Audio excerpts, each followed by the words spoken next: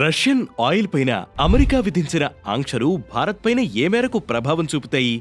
భారత్ ఇకపైన రష్యా ఇంధనాన్ని కొనుగోలు చేయడం సాధ్యం కాదా? ప్రత్యామ్నాయం చూసుకోవాల్సిందేనా? భారత్ తన ఇంధన కొనుగోలు వ్యూహాలను మార్చుకోక తప్పదని నిపుణులు సూచిస్తున్నారు. ఆయిల్ కంపెనీలు Indian Oil Corps, Bharat Petroleum Corp, Hindustan Petroleum Corp, Mangaluru Refinery, Petrochemical సంస్థలు పరిస్థితిని సమీక్షిస్తున్నాయి.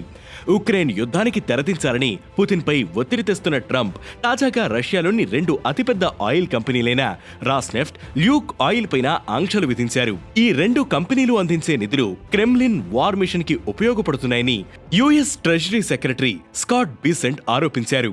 యుద్ధాన్ని నిలిపివేసేందుకు పుతిన్ నిరాకరించడంతో ట్రెజరీ ఈ నిర్ణయం తీసుకోవాల్సి వచ్చిందని ఒక ప్రకటనలో ఆయన చెప్పుకొచ్చారు. రాస్నెఫ్ట్, ల్యూక్ ఆయిల్ కంపెనీలపైన భారత్ ఆంక్షలు విధించి ఎన్నో రోజులు కాలేదు. అలాగే విడిగా EU దేశాలు కూడా రష్యా పైన 19వ ప్యాకేజీ ఆంక్షలను ఆమోదించాయి. రష్యన్ LNG ఎగుమతులపైన నిషేధం కూడా ఇందులో ఉంది. ఇప్పటికైనా మాస్కో దిగివచ్చి యుద్ధాన్ని ఆపివేయకపోతే మరిన్ని ఆంక్షలు ఎదుర్కోక తప్పదని అమెరికా హెచ్చరికలు పంపింది. అంతేకాదు రష్యన్ LNG అధికంగా కొనుగోలు చేసే జపాన్ను కూడా రష్యా పైన ఆంక్షలు విధించాలని ఒత్తిడి తెస్తోంది. ఈ కొత్త ఆంక్షలు రష్యా ఎకానమీ పైన తీవ్ర ప్రభావాన్ని చూపుతాయి. మాస్కో ఫెడరల్ బడ్జెట్లో 4వ వంతు ఆయిల్, గ్యాస్ ఇండస్ట్రీల నుంచి లభిస్తోంది. దీంతో ఈ ఆంక్షలు రష్యా పైన తీవ్ర ప్రభావం చూపుతాయి. అలాగే రష్యా ఇంధనాన్ని కొంటున్న దేశాలపైన కూడా ప్రభావం ఉంటుంది. అందులో ప్రధానంగా భారత్, చైనాలు ఉంటాయి. ఈ ఏడాది భారత్ దిగుమతుల్లో 36% రష్యన్ ఆయిల్ ఉంది. ఇదే ట్రంప్ ఆగ్రహానికి కారణమైంది. అది వాణిజ్య చర్చలపైన ప్రభావం చూపింది. దీనివల్ల భారత్ అదనపు టారిఫ్లను ఎదుర్కోవాల్సి వచ్చింది. 2022కి ముందు రష్యా నుంచి ఇండియన్ ఆయిల్ ఎగుమతులు నామమాత్రంగా ఉండేవి. భారత్ మిడిల్ ఈస్ట్ పైన ఎక్కువగా ఆధారపడేది. రష్యా ఉక్రెయిన్ యుద్ధం నేపథ్యంలో మార్పులు చోటు చేసుకున్నాయి. అంతర్జాతీయ సరఫరాను కొనసాగించడానికి అనుమతిస్తూనే రష్యా రెవెన్యూ పైన నియంత్రణలు విధించడానికి G7 దేశాలు బ్యారెల్కి $60 ప్రైస్ క్యాప్ను విధించాయి.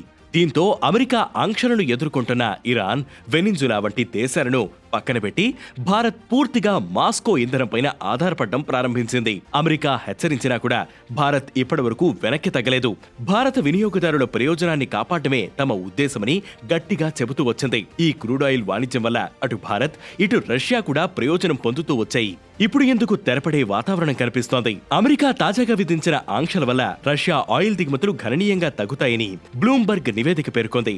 ఈ ఆంక్షల కారణంగా ఆయా కంపెనీలు తక్షణం కొనుగోళ్లను నిలిపివేయక తప్పదని వాణిజ్య వర్గాలు హెచ్చరిస్తున్నాయి. స్టేట్ రిఫైనరీలు రష్యన్ క్రూడ్ ఆయిల్ కి సంబంధించిన డాక్యుమెంట్లను అధ్యయనం చేస్తున్నాయి. రాస్నెఫ్ట్, ల్యూక్ ఆయిల్ కంపెనీల నుంచి నేరుగా ఆయిల్ కొంటున్నామా లేదా అనేది పరిశీలిస్తున్నాయి. చాలా వరకు కొనుగోళ్లు మధ్యవర్తుల నుంచి, ట్రేడ్ సోర్సెస్ నుంచి సాగుతున్నట్లుగా చెబుతున్నారు. రిలయన్స్ సంస్థ కూడా రష్యన్ ఆయిల్ కొనుగోళ్లను తగ్గించుకోవటమో పూర్తిగా నిలిపివేయటమో చేయాలని భావిస్తోంది.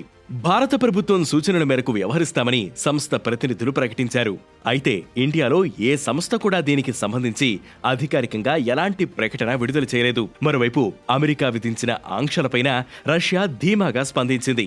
వెస్ట్రన్ శాంక్షన్లను ఎదుర్కోవటానికి మేం దృఢమైన ఇమ్యూనిటీని వృద్ధి చేసుకున్నాం. ఇప్పుడు కూడా ఓ వైపు ఇంధన సామర్థ్యాన్ని పెంచుకుంటూనే ఆర్థికంగా, రాజకీయంగా ఆత్మవిశ్వాసంతో ముందుకు సాగుతామని పేర్కొంది.